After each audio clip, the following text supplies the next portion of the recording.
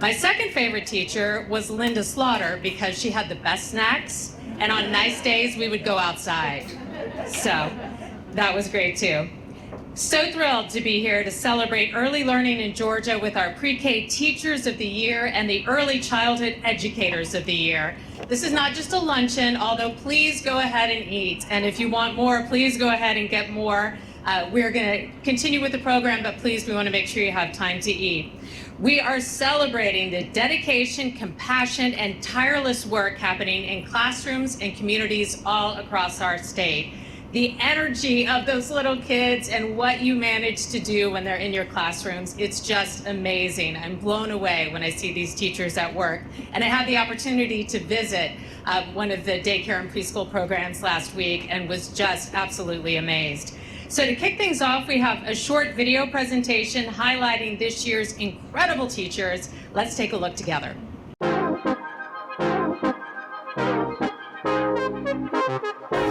At the Georgia Department of Early Care and Learning and our friends at the Georgia Foundation for Early Care and Learning, we're incredibly proud to recognize the superheroes of our field, Georgia's Early Childhood Educators of the Year. It all started in 2016 when we began honoring 2 pre-K Teachers of the Year, one from a public school and one from a private program. Then in 2021, we expanded the celebration to include teachers of our youngest learners, infants, toddlers, and preschoolers. Surprising these amazing educators in their classrooms with the big news, absolute highlight of the year. Oh my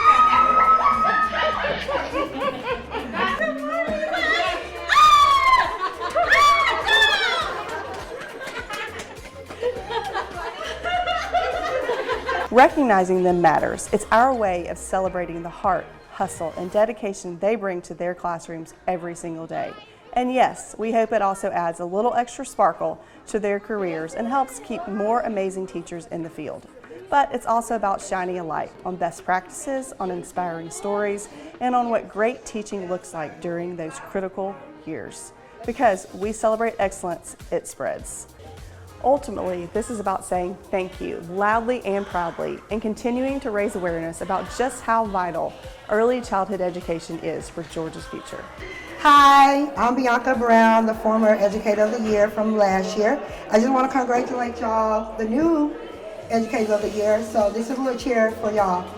Congratulations! Congratulations! You're a rock star, and you're a rock star. Thank you for all y'all do. This is a passing job, and I love y'all. Congratulations again. It's our great honor and pleasure to recognize Georgia's Early Childhood Educators of the Year.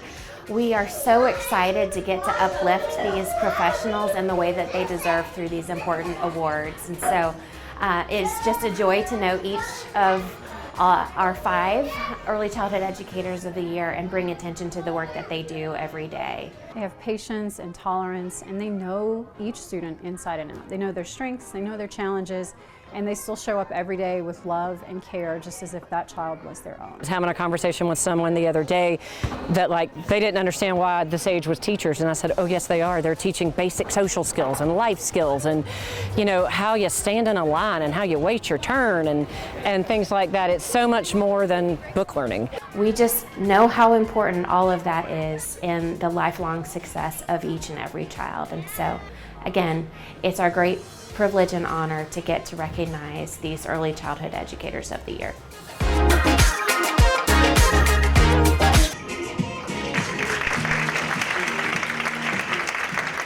Amazing. And now I'm honored to introduce someone who's been a true champion for early education in Georgia, Commissioner Amy M. Jacobs of Bright from the Start, Georgia Department of Early Care and Learning. Amy Jacobs served as Commissioner of the Georgia Department of Early Care and Learning, or DECAL, since 2014, following her appointment by then-Governor Nathan Deal. Her tenure at DECAL has been marked by significant achievements, including the expansion of Georgia's quality rated program, enhancing early childhood education quality statewide. Commissioner Jacobs also serves as board chair for the Georgia Foundation for Early Care and Learning. And, by the way, her parents actually owned and operated child care centers, providing her with a unique perspective on the challenges, responsibilities, and opportunities of early childhood education. Commissioner Jacobs, welcome. Good morning.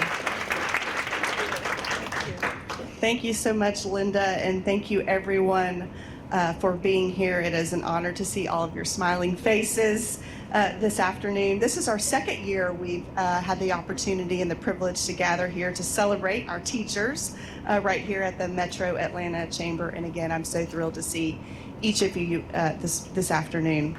So as you've already heard, we are here to celebrate and honor 5 of Georgia's most special individuals, and you will meet all of them and hear from them a little bit later. But first, I want to acknowledge our sponsors for today. So thank you to the Metro Chamber again for hosting us here today and providing our delicious lunch.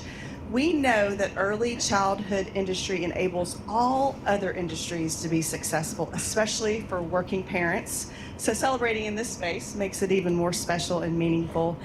We appreciate your generous support and are especially grateful to our foundation board member, Tim Carroll, for helping us make this vision for this event a reality for the second year in a row. So thank you, Tim. Thank you also to Primrose Schools of Georgia, the Georgia Lottery Corporation, MAVQ, MTX, Care Solutions, Georgia Family Connection Partnership, and Quality Care for Children for your generous sponsorship of today's event. We appreciate you for helping us to make today as successful as possible. Thank you to our lead host and our host committee for today. We have many, many generous partners that have eagerly raised their hands to offer contributions in support of this event, and we are truly grateful. I know you are all very familiar with the Georgia Department of Early Care and Learning, or DCAL, but just as a quick reminder, we are the agency that licensed over 4,500 child care programs. We administer Georgia's pre-K program that is about to conclude its 32nd year as a nationally recognized high-quality program for 4-year-olds. We administer a federally funded child care scholarship program called CAPS, which serves over 50,000 children and helps their parents afford the cost of high-quality child care while they go to work. We also offer 2 fabulous USDA nutrition programs that helps serves over 80 million meals to children throughout the entire school year. We house our Head Start Collaboration Office, and we have our quality rating and improvement system for child care providers. And that's just the tip of the iceberg of what we do at DCAL, but some of the highlights.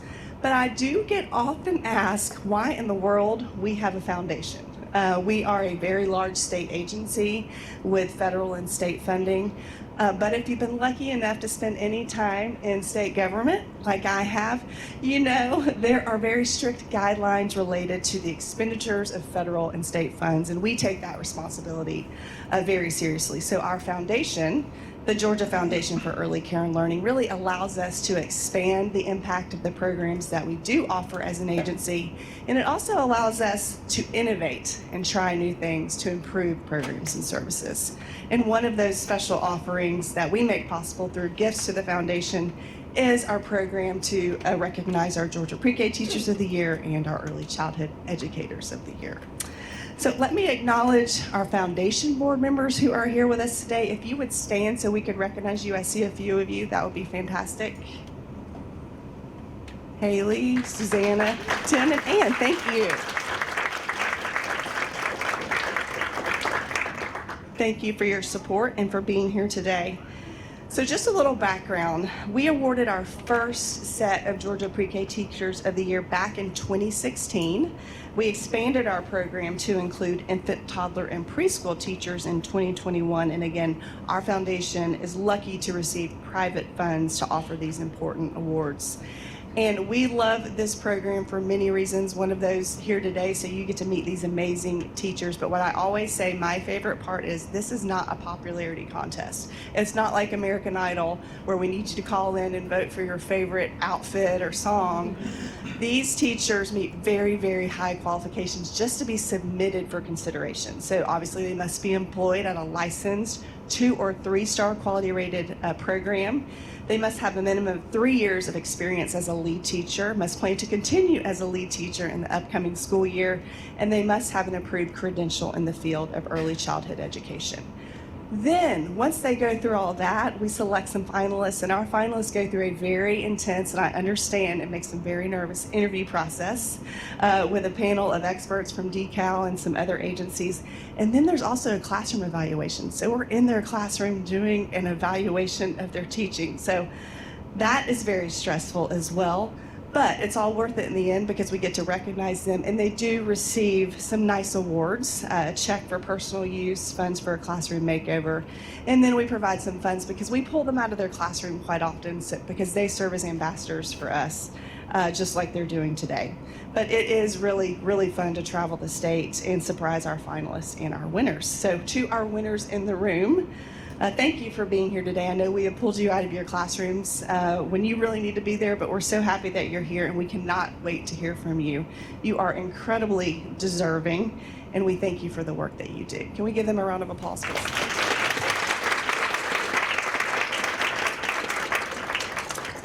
So today is also special because we have the opportunity to honor a special awardee today who demonstrates strong leadership on behalf of early childhood educators in their community. And to help me honor this recipient, let me invite Laura Wagner, who is the Executive Director of the Georgia Foundation for Early Care Learning. Thank you, Commissioner Jacobs, and good morning or good afternoon now. It's so exciting to see you here. Thank you for helping us celebrate our very special Early Childhood Educators and Georgia Pre-K Teachers of the Year. This is an event that I am starting to look forward to every year. So I am very excited to introduce you all to a new partner of ours. The Thomasville and Thomas County Chamber of Commerce has demonstrated exceptional leadership and commitment to early childhood education, making it a deserving candidate for the Early Childhood Champion Award. This is the second award of its kind from our foundation. Through its strategic initiatives and collaborative efforts, the Chamber has significantly contributed to expanding high-quality childcare options in Thomasville, Georgia. One of the Chamber's most impactful initiatives is Project Workforce, launched in 2023 in partnership with Imagine Thomasville, the Georgia Partnership for Excellence in Education, or GPEE, and we have some friends from GPEE here today, and the Thomasville Community Resource Center. This comprehensive workforce plan addresses critical areas in the birth to work pipeline with a strong emphasis on early education and childcare. By focusing on this foundational stage, the Chamber has laid the groundwork for a robust and sustainable workforce in the region. In addition to these efforts, the Chamber has been instrumental in securing funding to expand childcare services. The City of Thomasville Payroll Development Authority, in collaboration with the Chamber, received a DECAL Expand grant through our Quality Innovations and Partnerships team at DECAL. And they have not only enhanced early childhood education in Thomasville as a result, but they have strengthened the community's economic and social fabric. Its unwavering commitment to expanding high-quality childcare options makes it a worthy recipient of the Early Childhood Champion Award. At this time, I would like to welcome Esther Marie Lawrence with Imagine Thomasville to please join me at the podium to accept this award, as well as a small gift to the newly minted Thomas County Chamber of Commerce Foundation to support the continuation of your important work. Round of applause, please.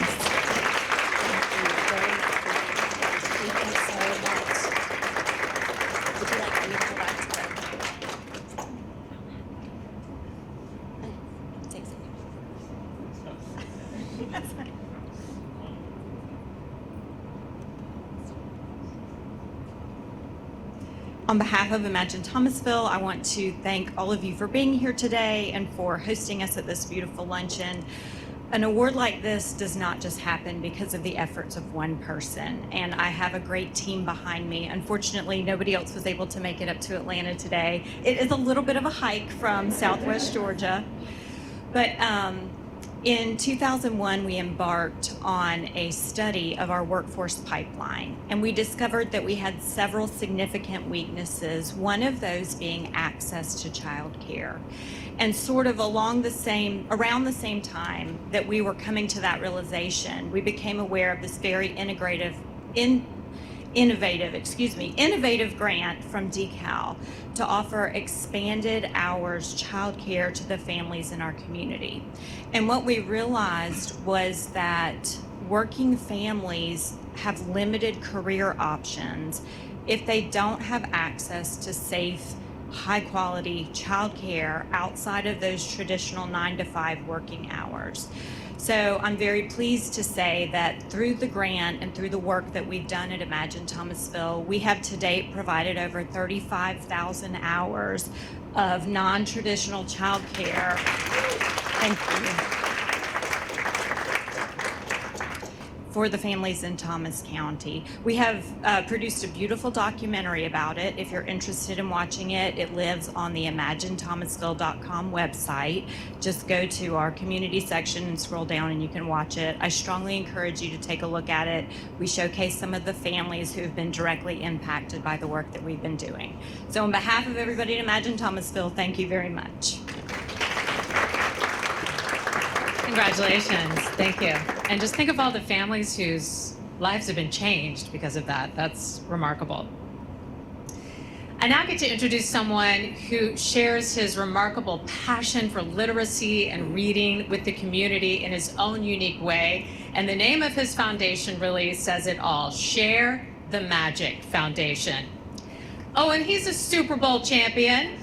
He went to the University of Georgia, won that Super Bowl with the New England Patriots. He's from Georgia as well. Malcolm Mitchell is an avid lover of reading and shares that magic through his first book, The Magician's Hat, and this youth learning initiative named Read with Malcolm. We are so glad that he's here to moderate our panel today, and that Share the Magic Foundation has donated more than 150,000 books and served more than 1 million students. Please help me welcome Malcolm Mitchell.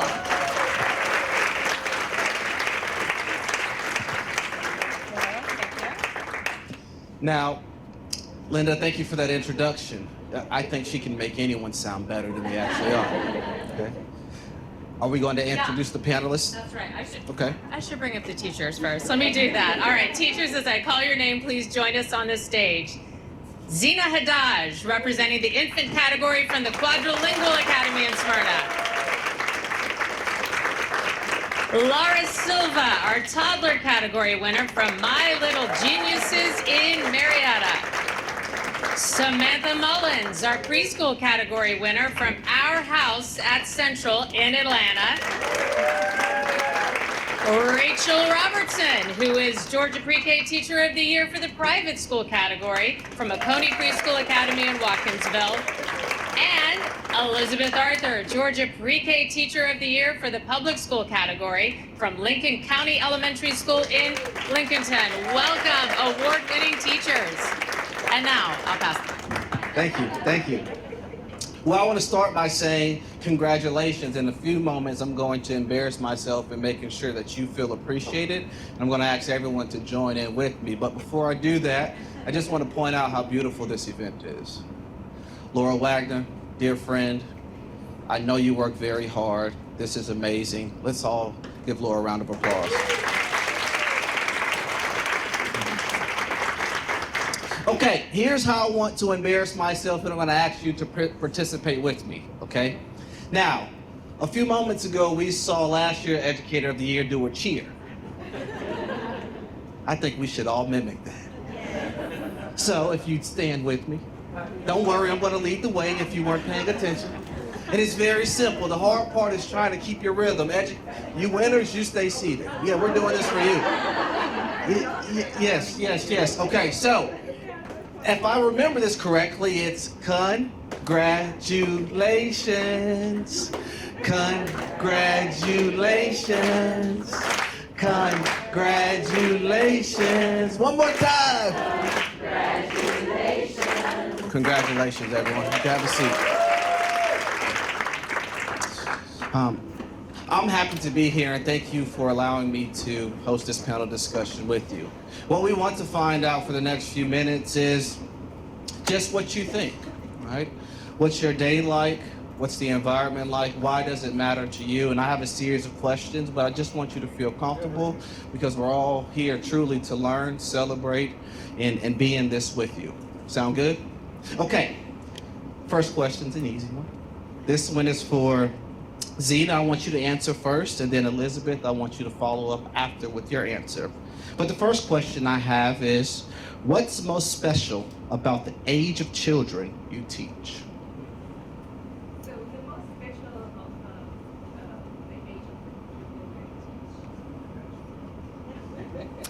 It's to see them coming every morning, see they are smiling, and the trust they put on us. As we play a dual role as teachers and parents, we take care of them, and then we help them to be safe. We make them feel loved too. So yeah, That's amazing. Something unique about you, and correct me if I'm wrong, but you teach majority of your class in French? Yes, I do teach young kids like from 12 months to 36 months French. Do you think you could teach a 31-year-old man? Yes. I will teach you. Elizabeth, would you mind answering that question? If you need me to repeat it, I will. No, I think I've got it. Okay.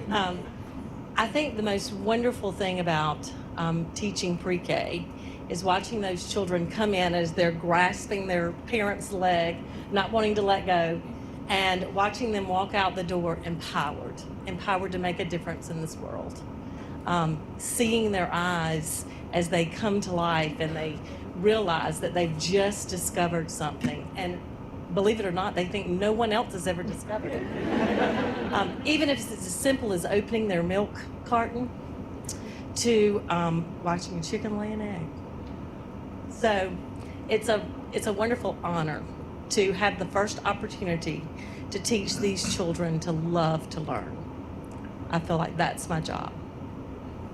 I've been blessed with the opportunity to be in Elizabeth's community and see some of the work that they're doing, and I will say, well deserved. Great answer. Okay, let's keep moving. My next question is for Laura. Okay, you ready? I mean, you have an amazing, immaculate sense of style too. I just want to point that out. And even in the video, I saw the Grinch sweater. So man, it's awesome. Okay, here's a question that I think many adults may think about and not know how to wrap their minds around, so maybe you can bring a bit of clarity in. How do you measure student success in your classroom, especially in those very early years? Well, I started my teaching career with the infants room, and then right now I'm in the toddlers room, but to me it was an amazing surprise to see like these tiny babies understand whenever I'm reading a book to them, using words that otherwise they wouldn't be using regularly, because in our daycare, everything that we do it through our curriculum, is everything done through books. So all of our activities are in relation to a book. We read all the time, and everything has to do with like the book of the week. So to me, it's unbelievable to see these kids use words that otherwise they wouldn't know, to have concepts in their minds that they wouldn't have learned anywhere else, and it's awesome to see babies crawl to get a book that I tell them, hey, we're gonna get the book for the animals, and they crawl and they know exactly what I'm saying. So it's like tiny things that you see that you're like, wow, they are definitely learning. And I mean, they're babies, they're learning everything and anything. It's new to them. So it's like the tiny things. You just have to, I guess, pay attention and I don't know, look at them with a heart and soul open, because I feel like they're the biggest teachers. So yeah, it's cool, I guess. Educators learning from their students, amazing. Now, Laura, I met your mother when I walked in, and she committed you to teaching me Spanish as well as you teach your students. So I'm going to pick up 2 new languages, all right? Sound good? We will try, right? You know, they say football players are hard-headed, so Yeah. You speak 4 languages? Well, some are smarter than others. That's it, you know? Okay, Sam. May I call you Sam? Call me Sam. Okay. Sam, I have a question for you. Sound good? Okay. My question for you are, what are some of your positive guidance strategies? Positive guidance strategies. Well, first, I always tell, I mentor teachers, so I always tell first, before you walk into the classroom, check yourself. Okay? Check yourself, your temperament. I do affirmations for myself because, the classroom could be a jungle. It can. But in my classroom, I'm always talking about the positive. Look at Johnny using his walking feet today. Got his journal too. You want to speak about the good things, the positive things. I always look at children. They're adults, but smaller, kind of. They're little adults, but they need a little bit more guidance. And then, of course, modeling that in the classroom for them as well is important. So in my classroom, I actually have a money system. So it's not just me modeling, what I would like for them to do. The children do it too, and they notice what they see amongst each other. So the money system that we have, if you see somebody, following the rules, or they did something, I don't know, help somebody, when they fail, you help them up, you get $1. So at the end of the day, the children, I saw Bobby, he got his journal this morning, like you said, Miss Sam, and I thought that was great because yesterday he didn't do that, and so, just talk about the positive that your children are doing in the classroom. Because even, as adults, when you go to work, you want to, your boss wants to, hey, you're doing a good job. You don't want to hear, oh, you're late again, all the negative stuff, because, it makes you feel down. So just imagine, if you were projecting that negative energy on children. We want to be positive at all times. And I know it's hard. So, you got to get your coffee in the morning. That's important. And again, check yourself. I have a 4-year-old son, and he definitely does think of himself as an adult. So I agree with you there. Now, I don't want to put you on the spot, but would you mind sharing some of your positive affirmations that you tell yourself before you walk into the classroom? Now, keep it PG. Okay. I'm fabulous. I'm amazing. Yeah. I'm beautiful. I'm all that and a bag of chips, honey. Go ahead and do it. Do it. Do it. In the mirror. I love that. I love that. Thank you for sharing. Okay, Rachel, I have a question for you. Okay, my question for you is, what measures can educators use to support children with diverse needs?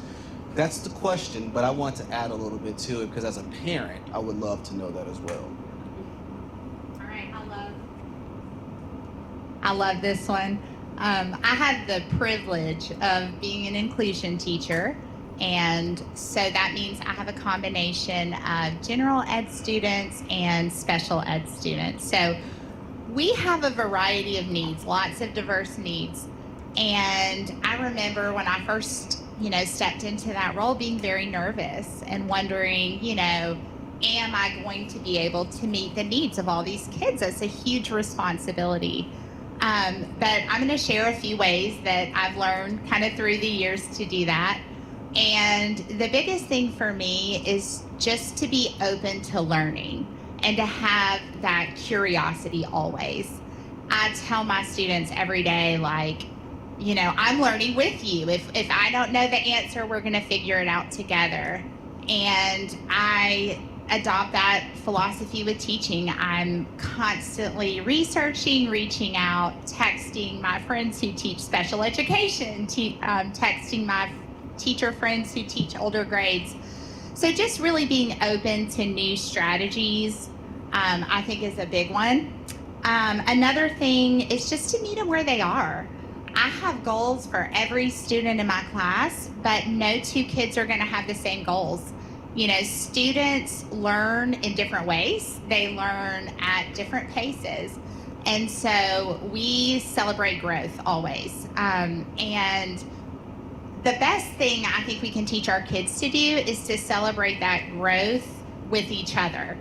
And that probably warms my heart more than any other part of teaching, is seeing my kids get up on Fridays and recite nursery rhymes, and seeing that little kiddo that came in and wouldn't even, like Elizabeth said, wouldn't even let go of their mom's leg, stand up by themselves and perform for their friends and be clapped for and things like that. So again, just not being afraid to try new things. Some of the interventions I use to kind of meet those needs, if you walked into my classroom, you're going to see kids getting frequent movement breaks, being able to get up, go to the calm down area if they need to kind of self-regulate, lots of learning tools, visual cue cards, verbal prompting from me to kind of encourage them to answer questions or participate in group discussions. We use a lot of if-then boards, token boards. So just always being open to trying new things and meeting those kids where they are. Thank you for that. I'm going to go off script here, okay? Let's do it. Because I'm inspired by all of you, okay? This question is for everyone. We'll start with you, Elizabeth, and we'll work our way back.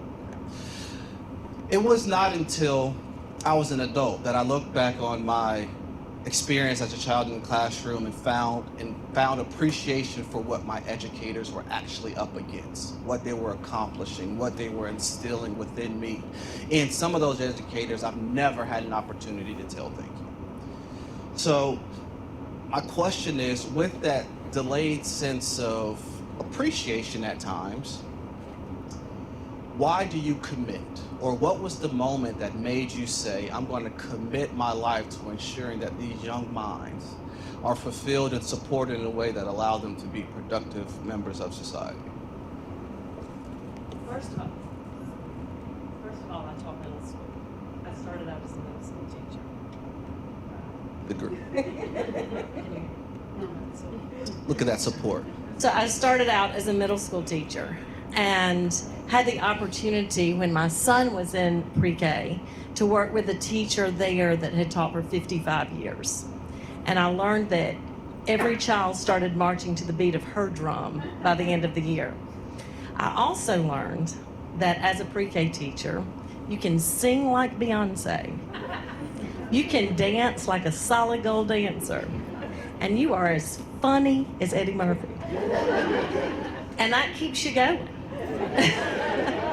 It really does. So when people ask me what I do all day, I say I sing, dance, and play with Play-Doh. But I also share that I have the opportunity, especially being from rural Georgia, of opening up the world to them, teaching them different languages, teaching them about different countries, about the different foods they eat, the different type homes they live in, the different type ways that they travel to get back and forth to school, and even the type school that they go to, and how blessed we are in America, and also how our job is to love everybody. Wow. I mean, Beyonce, Eddie Murphy. I want to come to your classroom. Come on, but you have to think the same thing now. I understand. Rachel. So I'm one of those people who I knew from the time I was little I wanted to teach.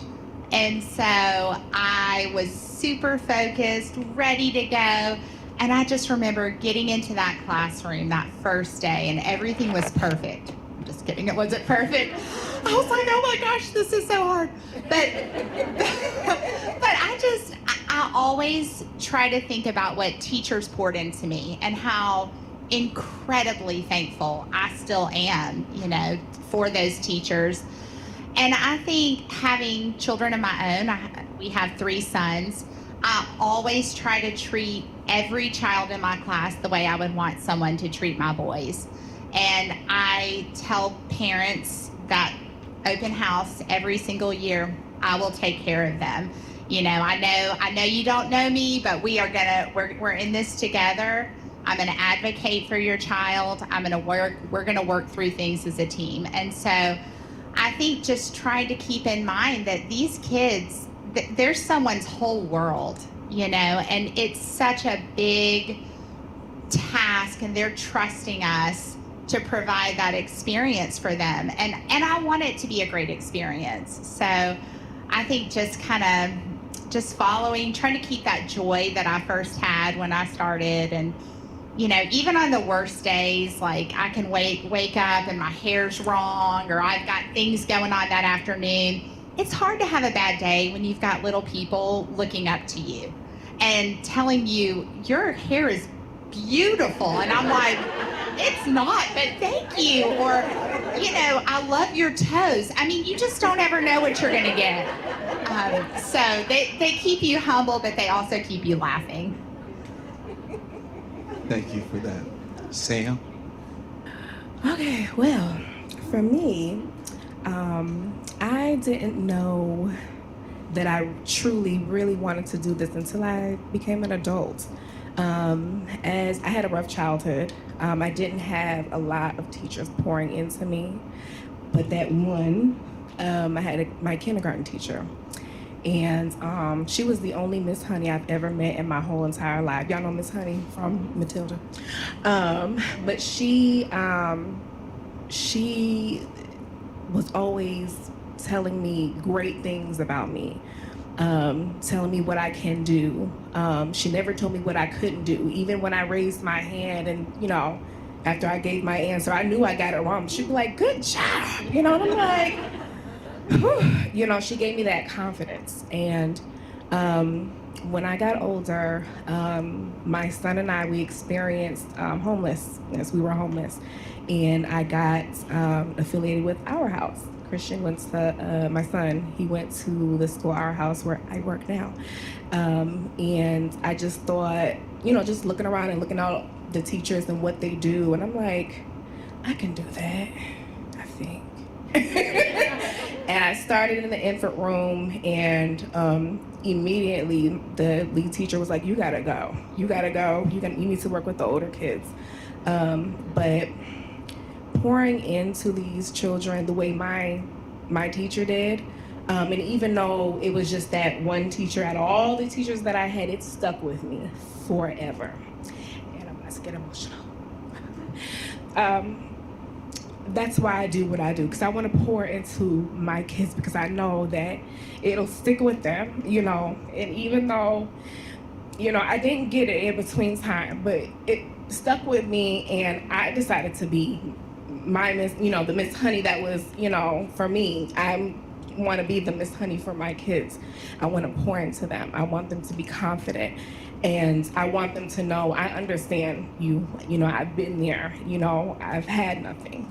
I've had, to deal with people, not wanting to pour into me or not pouring into me for whatever reason. I was not a confident child, and I want my kids to leave my classroom with confidence. I want them to love themselves. I want them to know that I love them and I care for them, and that education is important. And that's why, it's important. That's why I'm doing what I do now.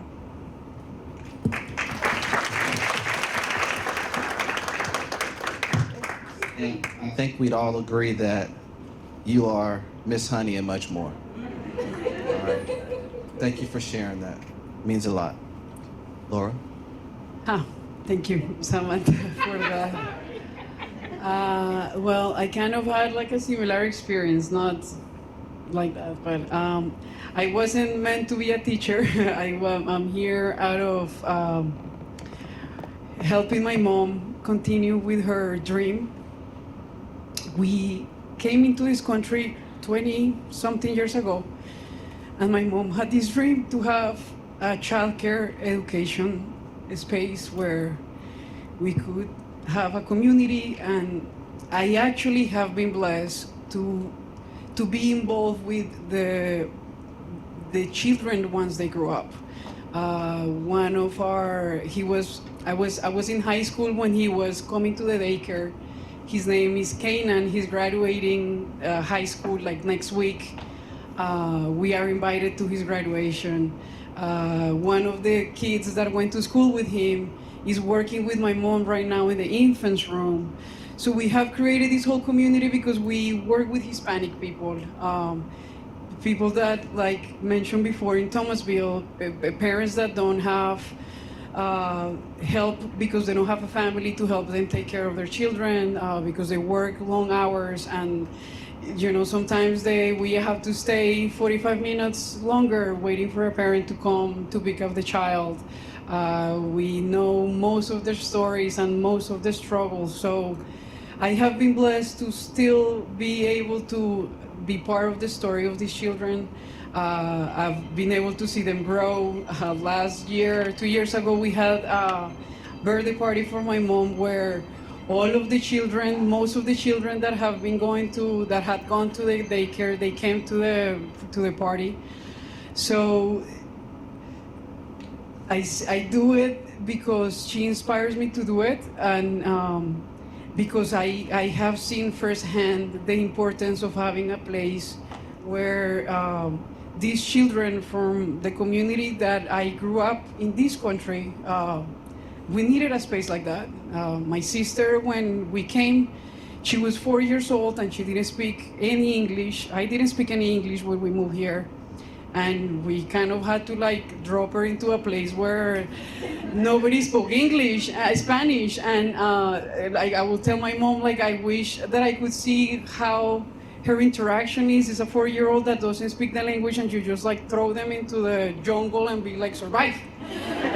We'll figure out what happens to you later. And I had those questions when I moved here, and now I'm part of that, but I'm able to give them a safe space to talk to the parents in their own language, to communicate with them and tell them this is what we're doing with your child, this is how you can support us.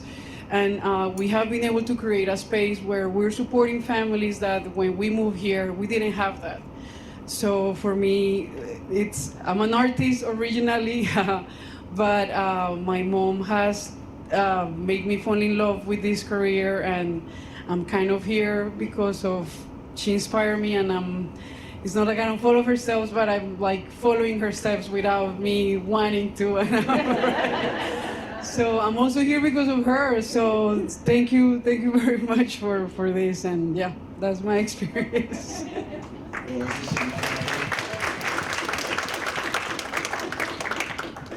Stand up. I really do think you should stand up.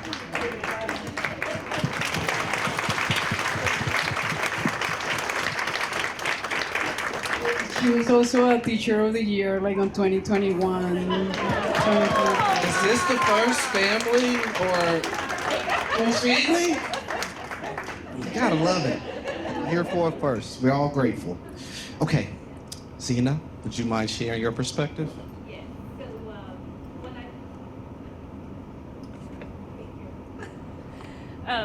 So when I came from Algeria in 2011, I was looking for jobs, and then my friend referred me to a childcare center. So since then, I've been working in a childcare center since 2013, but I see people thinking that as teachers in a childcare, we just babysit. But I don't agree with that. We are educators, professionals who teach kids to shape them, and then to lay the foundation of their future. So I don't really agree about that. So that's what encouraged me to be in a childcare center, in a schools to work with young kids. especially as a person who speaks language, like the 4 languages. I wanted to encourage that for kids too. They can do it, and they open their minds towards the world and getting new things. Voilà. Merci. Okay, I think we have time we have 5 more minutes, so I'm going to ask another question. Sound good? Okay, this one's for everyone. This is a good one, trust me, good one, okay? If we were to walk into your classroom during an early literacy or math activity, what would we see? And this one will be for everyone. And Elizabeth, do you mind starting us off? Sure. In my class, you would not see us in a classroom. 5 years ago, I was getting my National Geographic certification, and I was talking to my students about what they thought we could do to make our school system better. And one thing that we came up with was doing a farm-to-table garden. So we went outside that day and found a spot that got the most sun.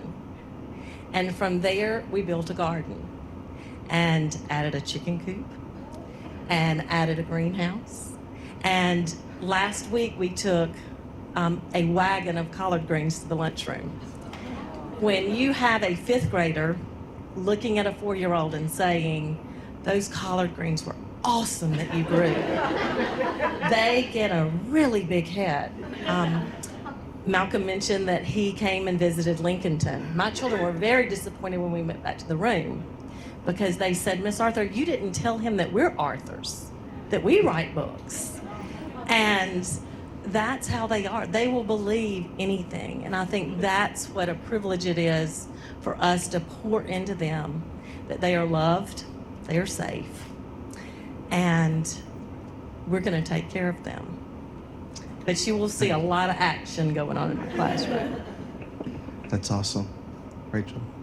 Okay, that one's hard to follow up. But, okay, so if you walked in for an early literacy lesson, you are not going to see kids sitting traditionally on their spot, still and quiet, crisscross applesauce only. You're going to see kids in scoop chairs, cube chairs, sitting mermaid style, sitting in ways that are comfortable for them. You are going to see kids stopping throughout this story to share in group discussions. We do think pair share. So I'll stop, I'll give the kids an opportunity to talk things out, raise their hand, and a lot of times that'll give them the confidence to share ideas that they may not have necessarily shared. So I'll be reading the book, but the kids are going to be doing the majority of the talking. And so I think that's really important. I talked about that 22-year-old teacher going in and thinking she was going to just like nail it. But one thing that I've learned early in my career, I was very like teacher driven, and like I was afraid of losing control and having the kids talk too much or do too much. And now, I mean, it's like the wild, wild west. It's controlled chaos, and I like it that way. I like them doing the heavy lifting. I like them taking chances. So that would be what you would be seeing in my class. Sounds amazing. Yeah, Sam? It's the same in my room. Wow, West. I have a lot of city kids, so when you come into my classroom, like I tell my kids, we crunk. My kids are very musical, so any group that we're in, we're always doing some sort of music, something. Our math groups, literacy groups. But yeah, you come into my classroom, you're not gonna wanna leave. The Boulevard location, we have 3 locations. They came over yesterday and they were crying. They were like, we don't wanna go, because like I said, that positivity is big in my room. So you'll see, of course, me speaking, with grace, you're walking feet, oh, we're dancing, oh, okay, we're this, I'm just like my kids in the classroom. But you'll have a good time in my classroom. Like, you're gonna love it. You're not gonna wanna leave. We don't doubt that. I be wanting to leave at the end. I'm tired. But But yeah, my kids, I like to create a lot of competitive games because they're very competitive. Children are competitive. And again, it's all fun. It's all fun and games. They're learning through play, y'all. Thank you, Sam. I have no doubt that we would not want to leave that classroom. It sounds like you want to be there right now instead of here. I got a few phone calls. I'm like, uh-oh, what's going on? They miss me. Well, you will not see me in the classroom. You will see my inner child playing with them, because I take her with me everywhere that I go. I never leave her behind because she has been my biggest teacher. Thanks to my inner child, I'm able to do this job. And if it wasn't for her, I wouldn't be here with you guys. So you will see a lot of fun. I dance with them. We play music, reading, like everything is, like you said, music is very loud. There's no control, nothing in the toddler's room, even the infant's room. So you will see me pretty much being one of them. I don't leave my inner Laura baby anywhere. Because thanks to her, I've been able to realize that in order for me to do this job, I have to be with her. So yeah, that's what you will see. That's an incredible perspective, carrying your inner child with you. Oh my gosh, she's with me all the time. I don't. Yeah. This is her. Tell her to recruit my inner child. We can play. Come to our classroom. Yeah. Don't tease me, because I do show up. Okay, Zina. So for me, as Samantha said, I believe that the kids learn through playing. So you will see me in my classroom in the middle, and I give choices for the kids to be where they want. But I love when they bring things from the centers and ask me what it is, so I interact with them and talk with them in French.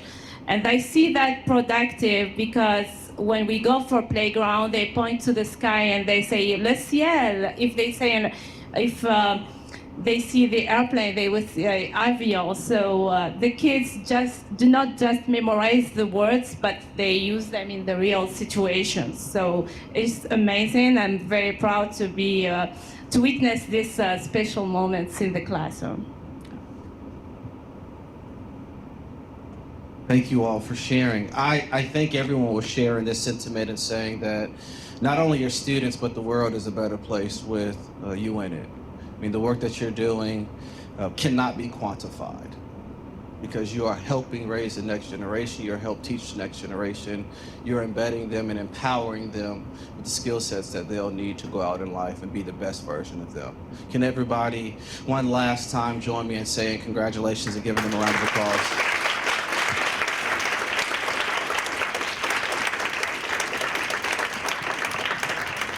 That is the conclusion of our panel discussion. I just want to thank you all for who you are. It is clear that it matters deeply, and please do not stop, because we all need you. Okay? Thank you. Thank you.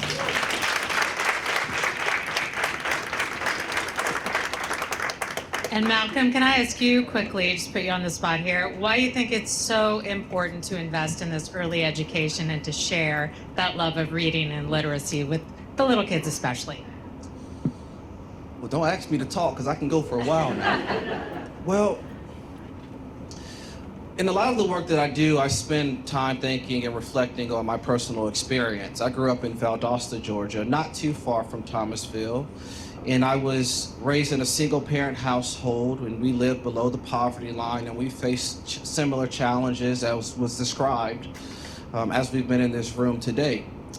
And one thing that I had was an extraordinary mother, someone who, from the time that I can remember, helped me believe, gave me hope, empowered me, motivated me, inspired me, and that inspiration carried me through some very challenging times in life.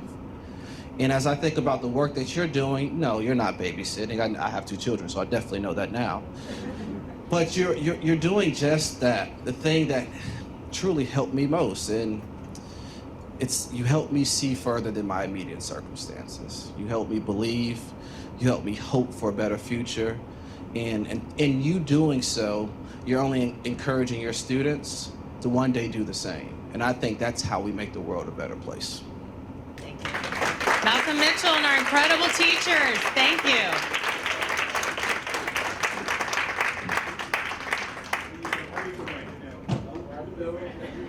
And hearing some of you describe those early reading experiences, it just reminds me of, isn't it magical when you can when a child can pick up a book and knows how to turn it the right way up, turn it the right direction, because they know how to turn the pages because someone's read to them. Beautiful. Thank you so much for sharing. And now we'd like to welcome back Laura Wagner, Executive Director of the Georgia Foundation for Early Care and Learning, to share more about the work of the foundation and all the accomplishments this year. Thank you so much, Zina, Laura, Sam, Rachel, Elizabeth. That was beautiful, wonderful job. Thank you so much. I tell people this all the time. I probably told each of you individually. Coming to see you in your classrooms is my favorite part of my job. I love it so much. And it's not just pretending to be Ed McMahon. It is not just carrying the great big check that is really impossible to hide when you're trying to surprise a teacher. It is seeing the joy on your face, not just because you're being recognized, but because you're with some of your very favorite people in your classroom. And so I appreciate you most sincerely. It is a joy to get to celebrate you, and thank you for doing this with us today. I really appreciate it. Thank you. So I will close with that with one special request. Two, actually, because part of my job is. Thank you to all of you who have been so generous in your sponsorship of today's event. Many of you in this room have also contributed individually to be here. If you feel so led to contribute to our work, please feel free to do so. But my second request is this. The next time that you hear someone say the phrase daycare, I want you to please remember what is on your mug. The day takes care of itself. Thank you for being here. I really appreciate it. Yes, thank you so much. And just by being here today, you're making a difference. We've heard so many really inspiring things today. Can't wait to take this with us through the rest of the day. Thank you so much for our sponsors, who I noticed are listed on the back of the program. And let's give the sponsors a round of applause. Thank you so much for making this happen. We look forward to celebrating with you again in 2026, because this important work deserves to be celebrated every year. And to the teachers, may your coffee be strong and your students be calm. Have a great afternoon. Thank you.